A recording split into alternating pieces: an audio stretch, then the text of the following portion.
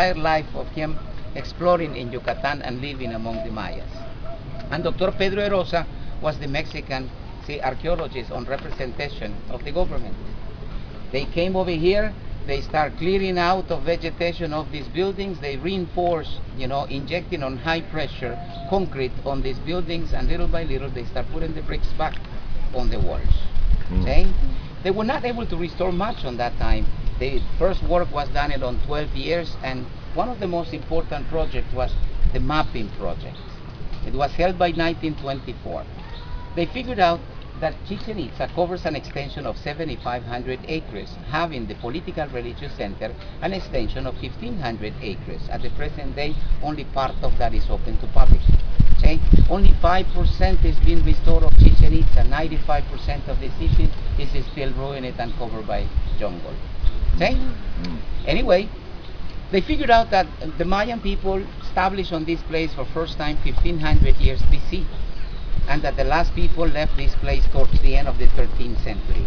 So Chichen Itza was inhabited for 2,800 years.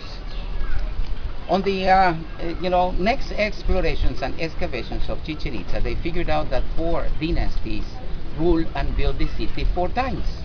Okay? Recently, archaeologists opened next to the main pyramid a pit that shows you buildings underneath. Because underneath the buildings that you see, it's where we have the oldest cities. Okay?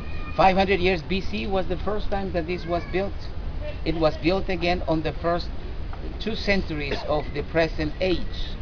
But massive constructions started around the year 534 AD, which was the time that the Itzas came to this place. Okay? The sorcerers of the water, magicians. Up to the year 700 AD, the Mayan cities were ruled by kings that were known as Ahau, and Ahau is how people call the sun. It's like Sunday in our calendar, the day Ahau. And they were saw by people like if they were gods on earth, because they believed that gods were the ones who taught them the arts and science. Okay? So it's when we have the most, advanced, and progress time of the Mayan people. But the greed of people, it makes them replace this house by people that through the water start conquering the Mayan places. So a lot of places came to be ruined, including a big place in Mexico City that was named Teotihuacan. After this first collapse, survivors of these first, dynasties, who said that that Quetzalcoatl educated them through the science and arts, they became known as Toltecs. They convocate a meeting in the highlands of Mexico in Xochicalco.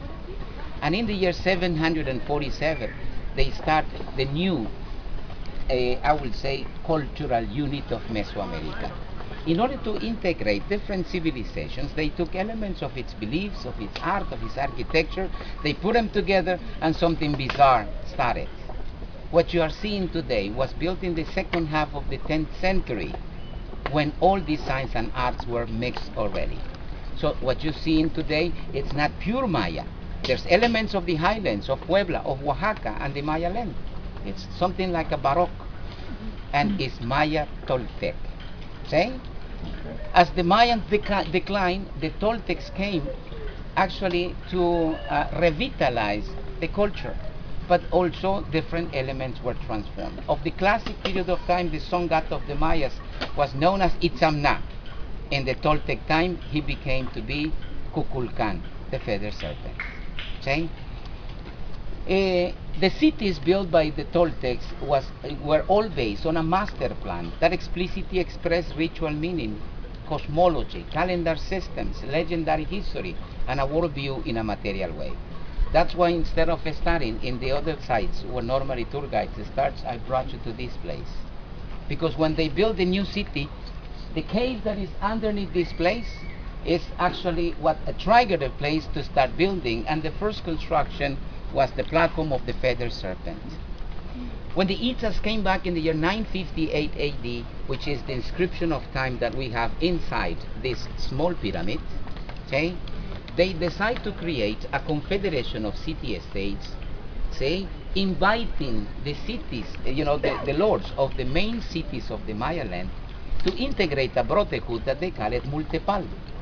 And Chichen Itza became, say, the capital of this confederation of city-states. Lords from different cities came over here and made this brotherhood to start ruling, say, the Maya land again.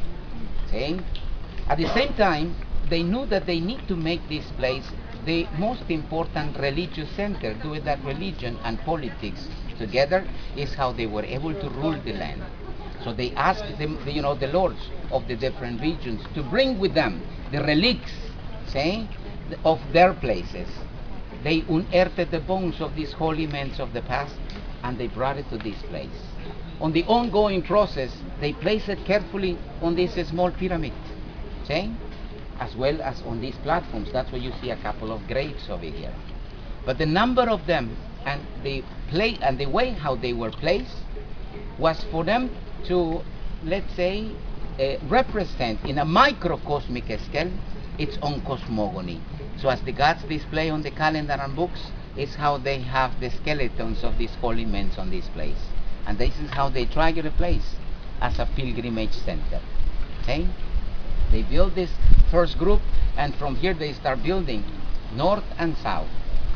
Mayan people consider, a vertical, concept of a space, and there's 7 stores on that small pyramid that represent creation, because they believe that the spirit, since it start descending, getting every time involved into a thicker form of material till the bottom one, that is the physical world. There were 7 worlds. Okay? Anyway, once they actually built this place in the vertical concept of a space, they established an horizontal concept of a space, being east-west, in the same way as is the path of the sun, the moon, and the planets, in relationship of the human ambit. But north-south axis came to be the, representing the supernatural powers that make possible creation of time and space, being north heavenly powers, south earthly powers. So south of here we have the the residential area of the last group of Mayan people that ruled the city, the place of the Kokom, which represents the earthly powers, as the different art and architecture that we're going to see has to do with the powers of earth. See, earthly powers. For Mayan people, see, this actually Hunabku, the absolute, used to be manifest in a duality, and they represent these powers as one coming from heaven and one coming from decay from earth. So that's why on this pyramid you will see on the balustrade 2 snakes intertwined together, one that comes down and one that goes up. I told you, for Mayan people, December 21st of 2012 is the end of the involution. See? So right now we're going to take the snake that goes up, not the one that comes down. See? Good. So the cave represents the place where we are all derived from. For Mayan people, the black hole is like the cave, and the cave is like women's womb, the place where we are all coming from.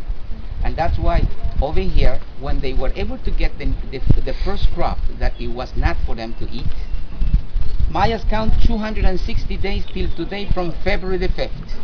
See? They take a break of 5 days to go get the fresh corn. They grind them, they make cornmeal, and they make big tamales that today we call them hanal pishan, food for soul. Till the middle of August, that is the time that the calendar start counting time, we start seeing meteor showers in the night sky till the middle of December. But the most important of all of them are the ones that you may know as the Draconidas, because they start from the dark side of the Milky Way. That match with the time that we go get the fresh corn to make food for the souls of the ancestors, because that meteor showers start from the dark side of the Milky Way. See?